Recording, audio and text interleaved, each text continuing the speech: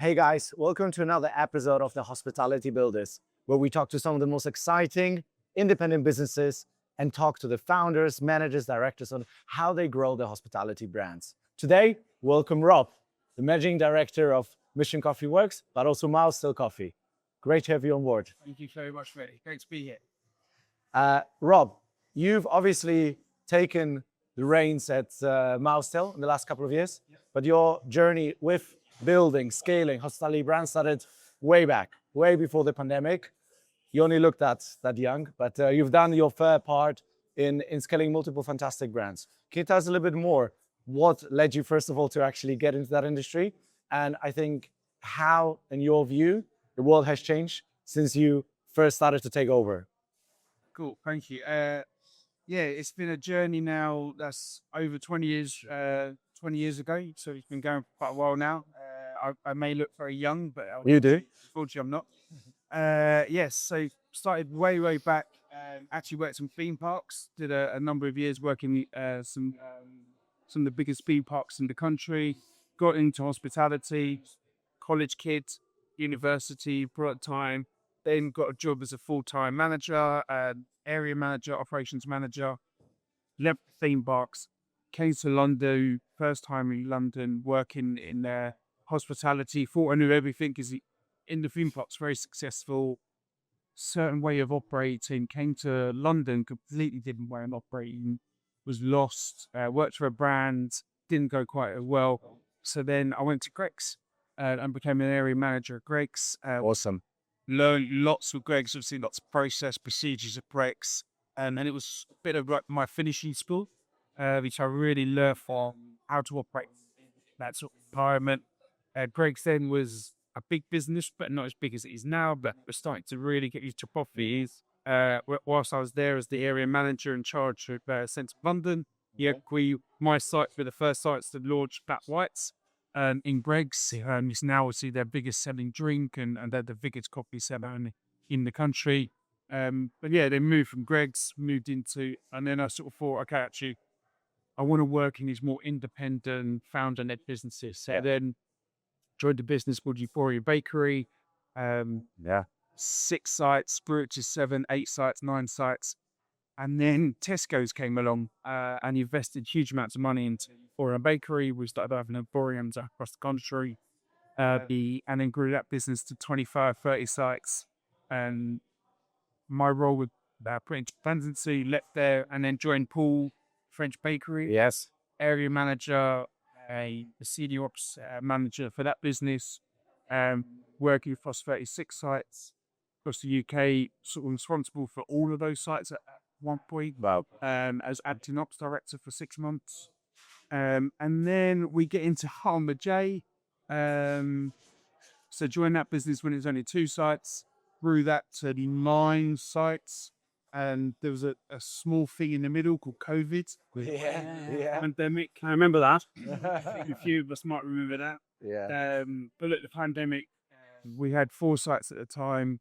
It gave us an opportunity to pivot our sort of operating models. We had to, obviously, they're all centrally, all city run the sites. So completely no footfall. Business shut down as a note, but there's no doubt coming. But we sort of met as a team, said we're not going to let this stop us. We pivoted. We had suppliers calling up saying, "I've got chicken at the bed. We've got sauces. We've got this coming." So we then opened up a retail box delivery company within 48 hours. So we're taking all of our fantastic produce, putting those into meal boxes, and then delivering them out to the general public within 48 hours of the first lockdown. So new website set up, cost spun, everything all loaded up. We were able to keep it at 4 members, a team involved in the business, and it kept that rolling. And then obviously during all the different lockdowns, pivoting the different ways, looking at Deliveroo, click and collect models, when we could open, we couldn't open, eat out to dine out, get it out of food, all of that stuff. So bringing team members in, out, furlough, making work, all that sort of stuff. So due for COVID, and then we got through COVID. Like I said, I grew farm majority to 9 sites. I carried on growing since then. and then got into specialty coffee. Always wanted to work specialty coffee. Got to work with two very good friends of mine who I met back at Euphoria Bakery. And they were owners of the General Baristas. Was able to join them, work with those guys. And then the last sort of 2.5 years, I've been with Mission Coffee Works and Mousetail. Cool. So to sum up, if a brand wants to go from X to 5X, they should hire you basically. Yeah. It seems like you touched so many brands at a fairly sort of early stage and just took them to the next stage, which is fantastic. And obviously we had Mousetail, the newest site in Fenchurch, which is absolutely stunning. And well, here we go again. April 2026, and yeah, I mean, the April 2026, of course, is the crucial sort of date because it's when all of these new costs come in. And, we spoke earlier, all this beautiful location, lovely wide front, but you're really hit for the rates for that. It's just one of those things. Now, we're not going to list out all of those, of the issues in the markets at the moment, because everybody knows them and we've got access to reports to show people all of that. But as Freddie says, this career is amazing. We joked about it earlier on. You must be about 70 realistically to have done all of this. But as we sit here now, and you've done all of those pivots during that time, and you're in this wonderful location, but also you have an enormous amount of competitors around here now. That's not ideal for you, but it does show that actually the market may be tough, but there's still a lot of growth out there. What have you been doing specifically, for example, to encourage new customers through the door? What sort of tricks what have you been playing, as it were, to help to get new people through here? So obviously, we opened Fenchurch Street about 9 months ago. Like you say, great location, but we are surrounded by multiple specialty coffee coffee shops, but then also high street coffee shops. So we've been doing lots of work around signage on the building, lighting the building, making sure people can see it. Obviously, during the winter months when daylight isn't as generous as it is now, making sure lighting's been good. Outside benches, signage, direct to people, but then making sure we've gone out and grabbed those customers, because particularly in the city, people leave a certain station and they have a very direct route to their offering. Yes. Hardly ever changes. And it's about getting in front of those customers and meeting them to make sure they know where you are. So we've been doing lots of sampling out on the street. We've been doing some, we did a free coffee cards promotion when we first opened. It upset a few of our competitors because unfortunately, they made that feelings going on and that. But we got out there, we also visited some of the local offices, dropped off little bundles of cakes, some pastries, like to welcome us to the neighborhood. And so that us tells all about the community. So a lot of our sites are in long city locations, and we are part of the community. You wanted to bring that community feel to the city as well. So how we make those cities feel part of our community and how we become crucial to the community. The community conversation is one Freddie and I can talk about for hours because we are so into that side of it. But it's such a look, is this? Brilliant. Thank you very much. Looks great. This is you, Rob, is it? Yeah. Thank you very much.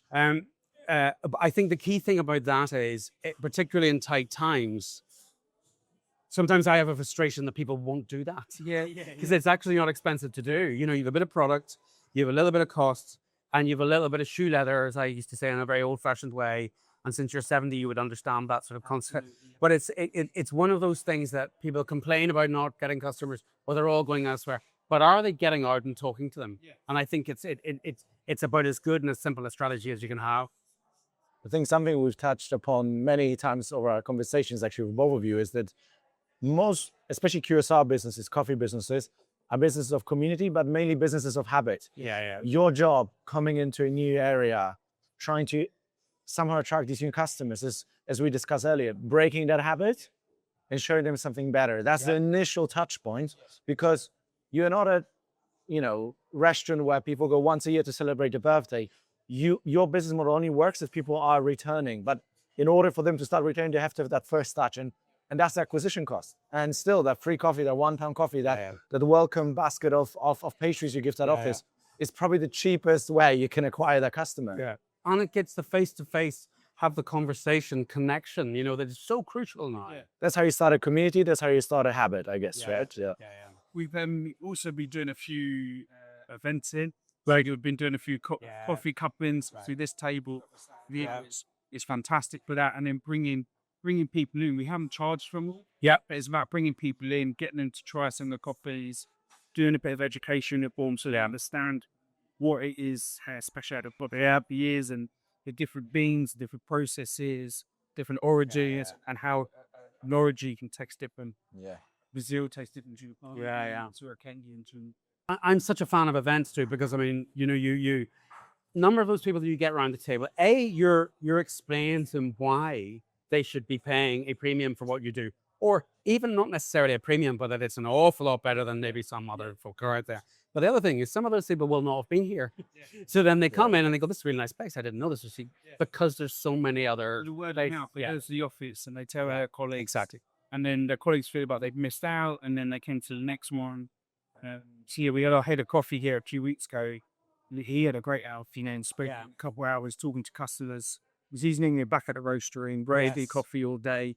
He got to spend time here in the flesh with talking about coffee. And learning stuff himself. I mean, I know you're very people focused, and I think, but I think that's also very useful to have that vertically integrated business where you've got, but you need them both sides. You say it's like a front of house and back of house in a restaurant. So I also know that you are very data driven, as everybody has to be. Average transaction value, obviously, we know that you get a bunch of people through the front door, or you try hard to get them through the front door, but actually the amount that they spend, you know, it determines an awful lot too, and it's generally an easier thing to do. What sort of work have you been doing to try and drive up average transaction value to get that spend up a bit?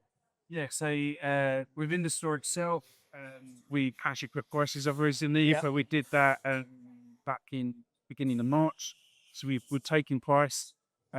We've made our menu structure slightly simpler. So we've with our milk or drinks at the same price. And then put our black coffees at the same price.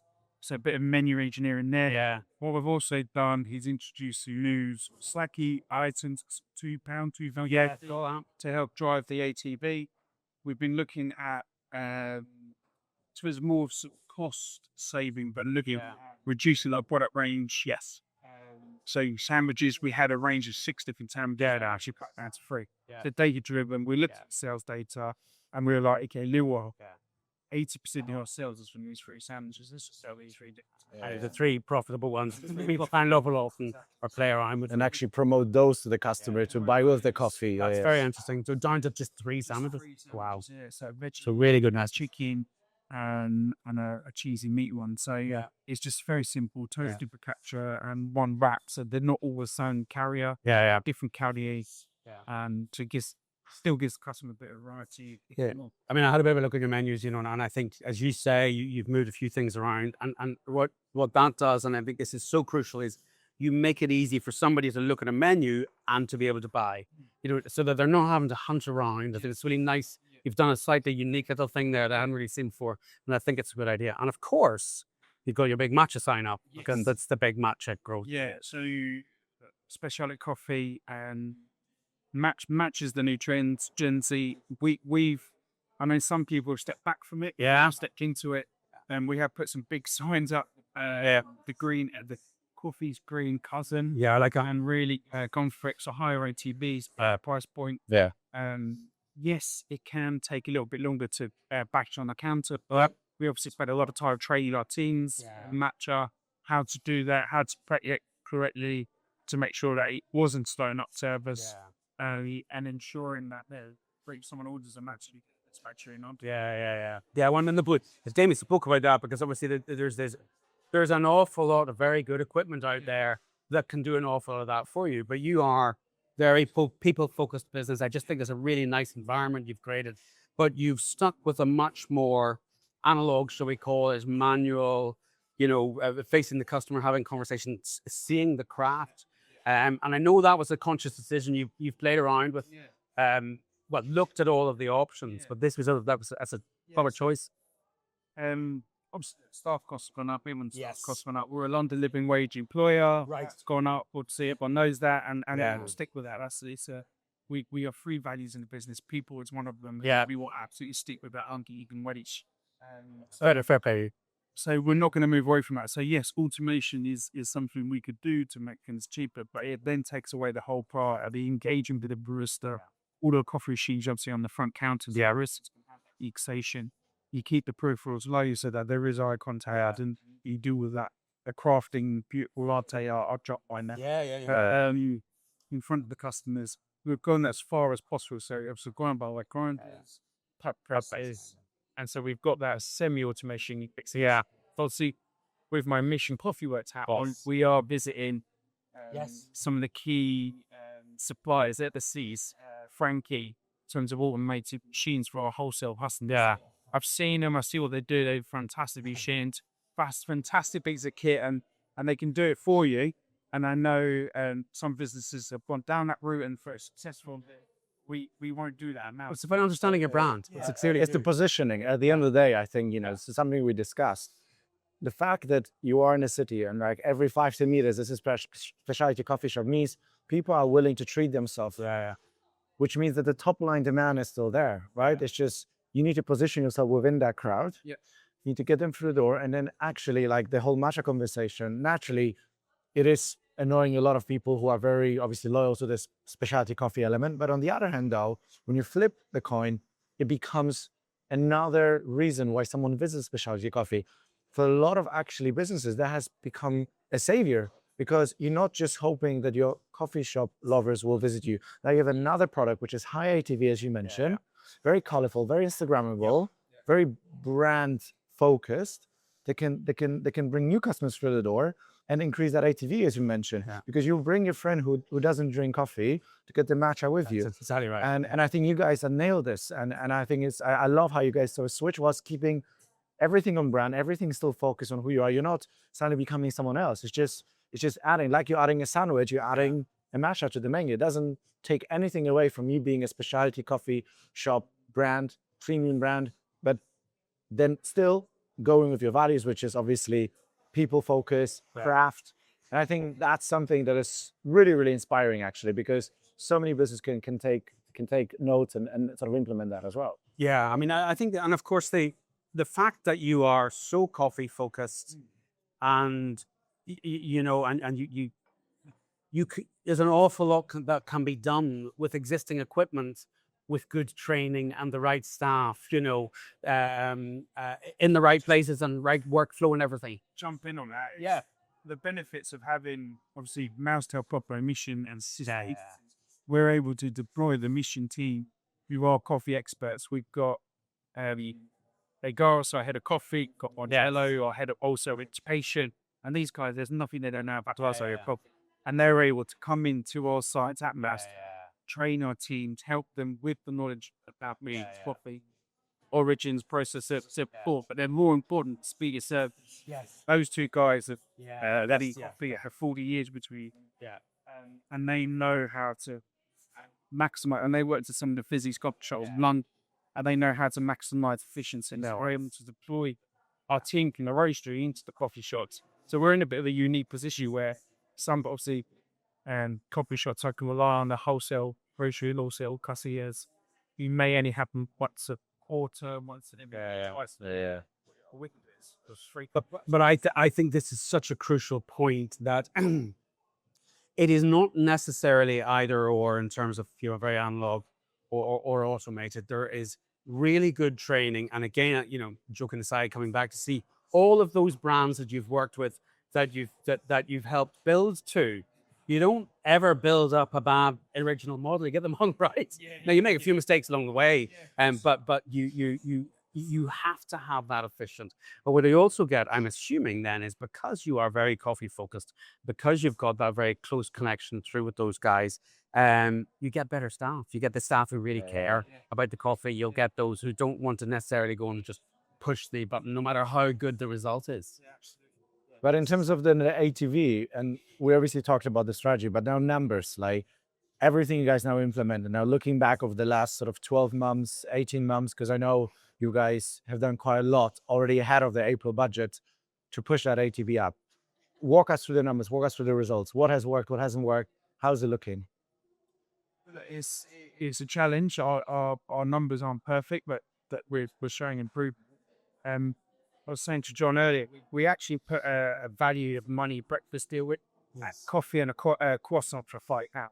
That undercut all of our competitors in this area and in our other locations. And the reason we did that was to try new customers. It was about getting new customers into the builder as well, and just creating habit, making sure customers were coming in.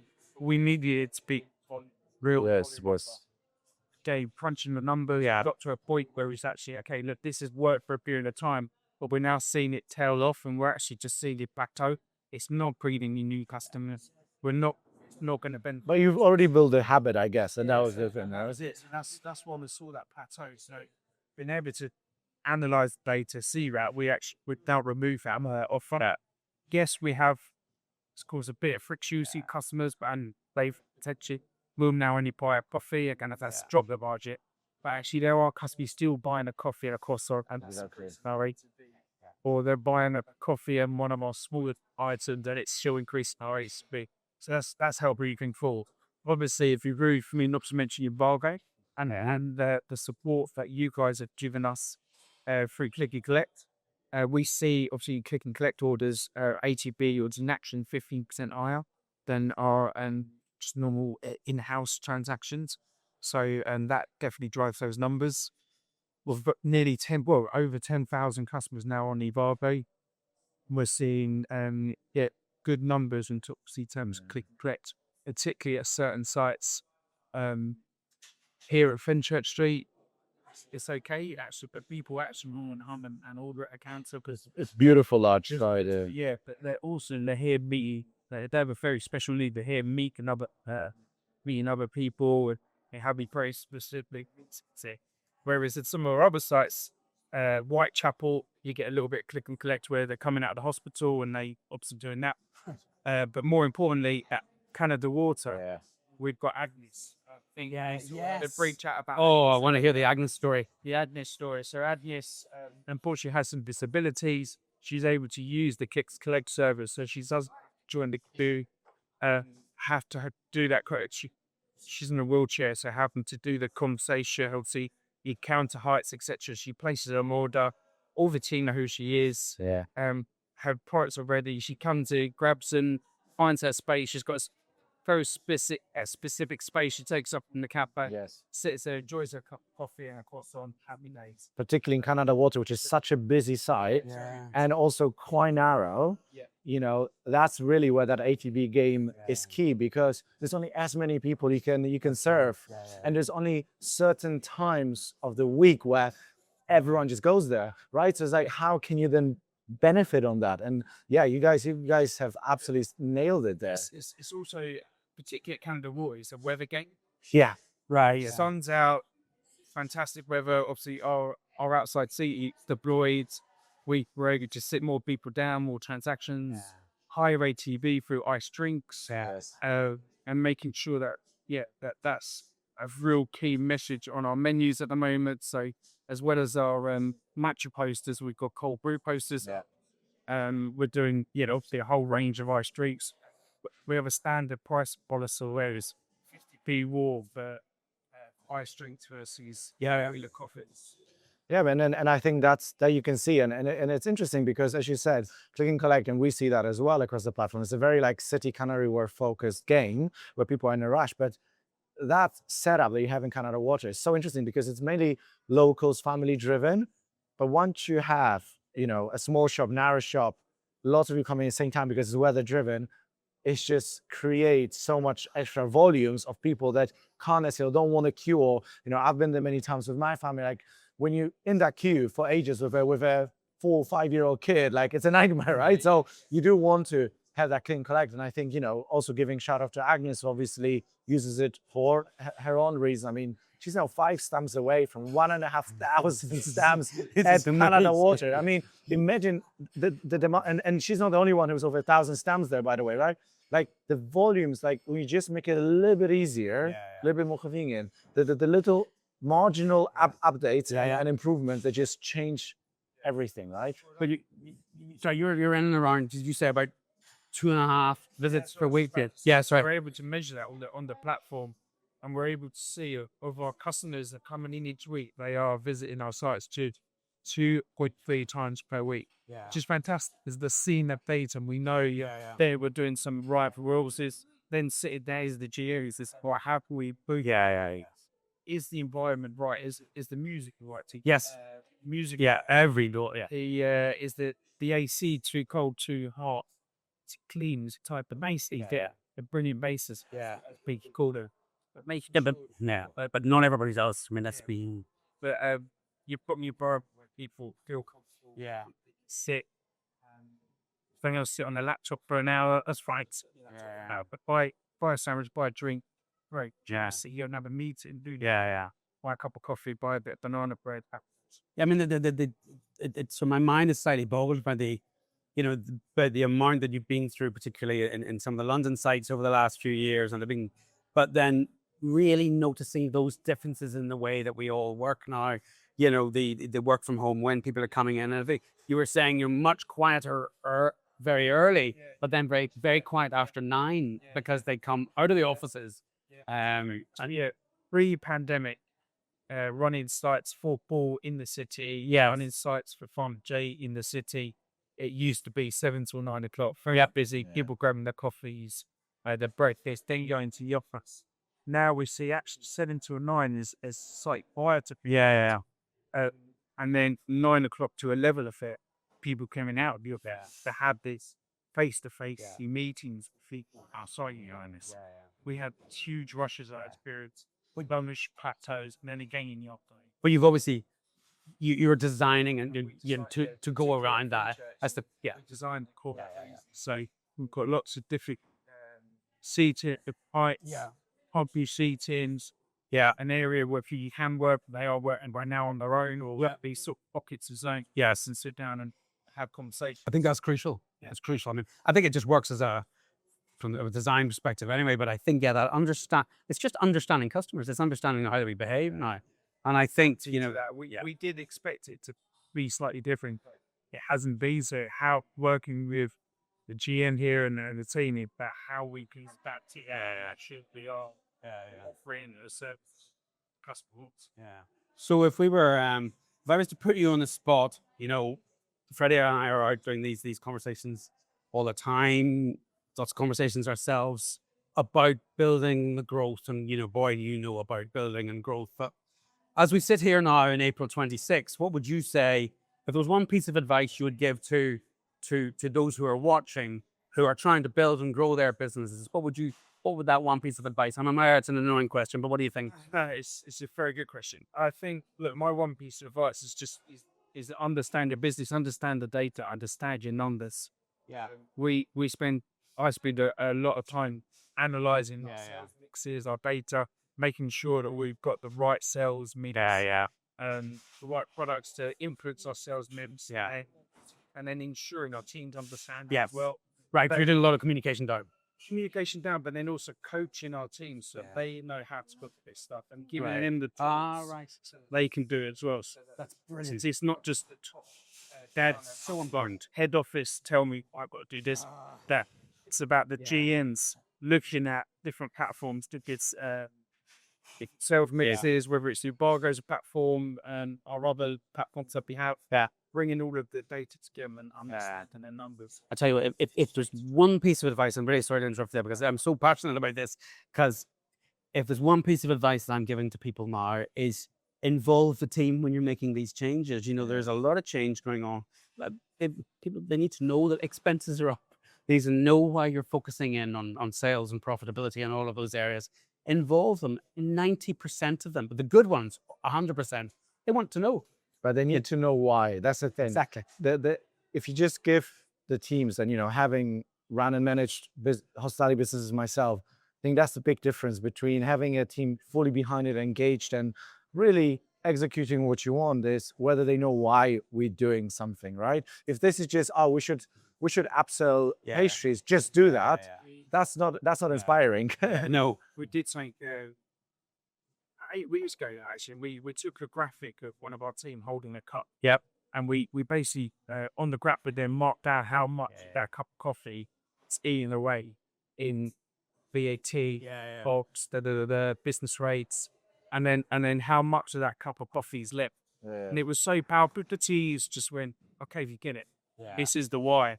And I think data-driven manager, data-driven business is great, but as you say, I think if I go back 10 years, 20 months ago, I was told to boost.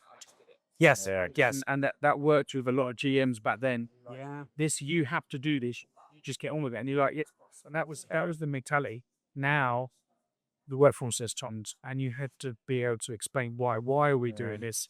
How, what, why, when? Yeah. And really make sure that the teams understand that message. Yeah. It gets executed inside.